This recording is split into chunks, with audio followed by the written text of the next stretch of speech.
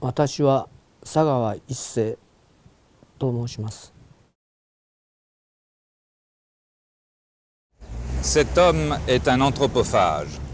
Il s'appelle Issei Sagawa. Jeudi dernier, il a tué d'une balle dans la tête sa camarade de faculté, Renee Hartevelt, une Hollandaise de 25 ans. Puis il a dépecé le corps, l'a conservé chez lui jusqu'à samedi soir, et pendant ces 2 jours, à plusieurs reprises, il a mangé des morceaux de la chair de sa victime. Lorsque les policiers l'ont arrêté hier soir, il y en avait encore dans son réfrigérateur.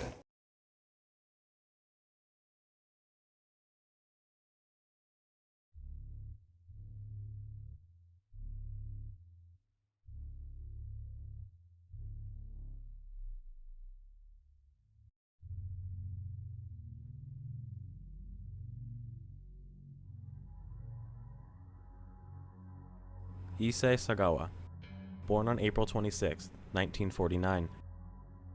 Despite being born into a wealthy family, his early life began with many problems, starting from birth. Being born prematurely and cursed with an intestine disease known as enteritis, he was so small at birth that he could fit into his father's hand. Due to his health, Issei quickly became an introvert amongst his community, and due to this, he became very interested in literature. Living an average, normal life, many people around him would never know the darkness that was hiding in the mind of the Kobe cannibal.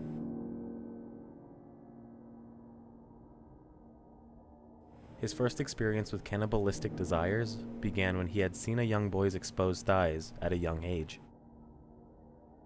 When he was a young child, he admitted in an interview with Vice in 2011 that he had performed an act of bestiality with his dog, as well as experienced cannibalistic desires towards women as well. As Issei grew up, he had graduated from Wakko and obtained a master's degree in English literature at Kwansei Gakuin University. After the incident with his dog, Issei continued life as normal until the age of 24. While attending university, Sagawa had followed a German woman home once, who was much taller than him. He broke into her apartment while she was sleeping. He later stated that his intentions were to slice off a piece of her ass cheeks. I don't know why I typed that, but anyway. Sneak away with them and enjoy a nice meal. Instead, the woman woke up and fended him off. When he was captured by police, they had charged him with attempted rape. Although this was not his intention, he did not fight the charge in order to save himself, the reason he initially broke into the apartment in the first place. The charges were dropped days later due to his father paying a large settlement to the victim.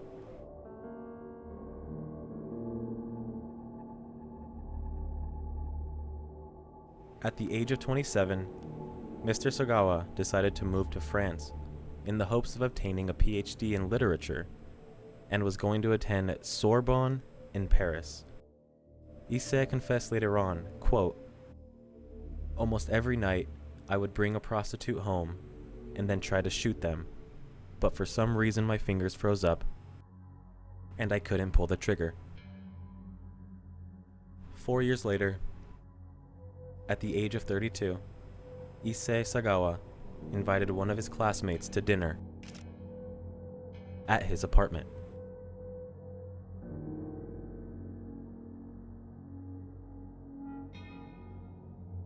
A 25-year-old Dutch woman named Renee Hartevelt. He invited her under the pretext of studying poetry for one of his school projects. He had chosen Renee as his next victim due to her health and beauty. She was a taller woman at 5'10", who felt she characterized everything he had lacked himself. Issei was only 4'9" and believed he was weak and ugly. The purpose of this crime was to obtain her energy in hopes it would help him become the things that he lacked. When Renee arrived, she shortly after began reading poetry, with her back to Sagawa. After just a few moments, he had fatally shot her in the back of the neck with a rifle.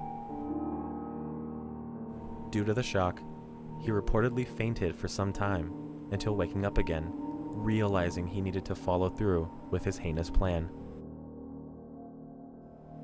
He then began to rape her corpse, biting her skin throughout the process, but due to his teeth not being sharp enough to break the skin, he left Renee in his apartment to purchase a butcher knife. When he returned, he consumed various parts of her body, including her breasts, face, butt, feet, thighs, and neck. He ate these parts either cooked or raw.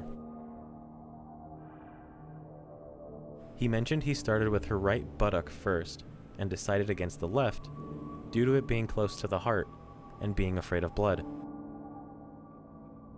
He also admitted to swallowing her clitoris whole due to her being on her period at the time and disliking the smell of menstrual blood. Not really sure how those two things are connected, but whatever, I guess.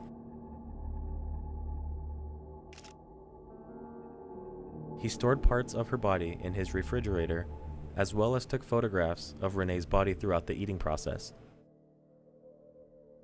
The remaining parts of her body he was uninterested in began to decompose, and he needed to dispose of the remains. He butchered her and put her into 2 suitcases and planned to dispose of the remains in the Bois de Boulogne Park Lake.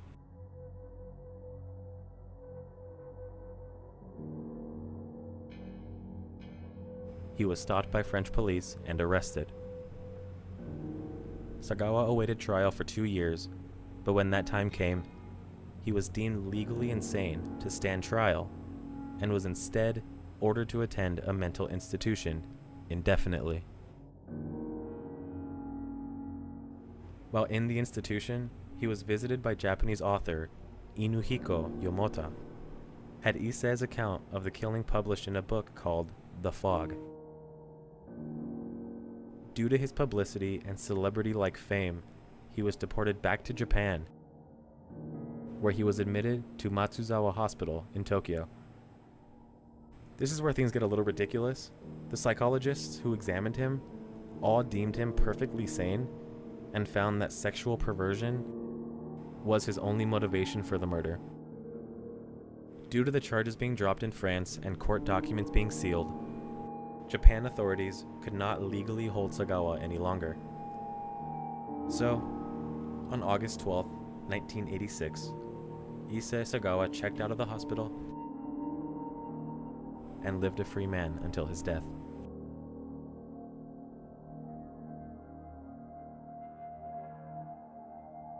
He became sort of a Japanese sensation, being invited to be a speaker or commentator, wrote books about the murder and the Kobe child murders, which I covered in the last video, and starred in an exploitation film called Chijokuzeme, or Unfaithful Wife, Shameful Torture. He played a sadosexual voyeur in this film. He struggled to find any sort of real job and almost landed a job by a French language school. The hiring team was impressed with his courage of using his real name after what was committed and found him very admirable, but due to pushback from other employees, he was ultimately rejected.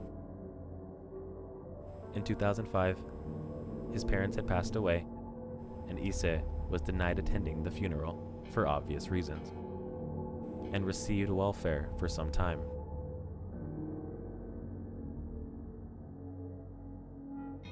Sagawa was interviewed in 2011, where he said being forced to make a living while being known as a murderer and a cannibal was a very terrible punishment. On November 24th, 2022, due to complications with pneumonia, Issei Sagawa passed away at the age of 73.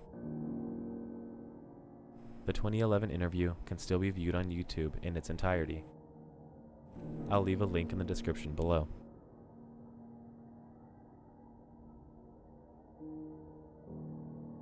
What's crazy is this was something I heard about a long time ago, and I'm sure you have too, but I didn't realize it was as recent as it is.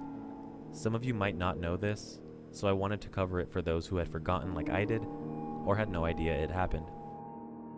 So thank you so much for watching.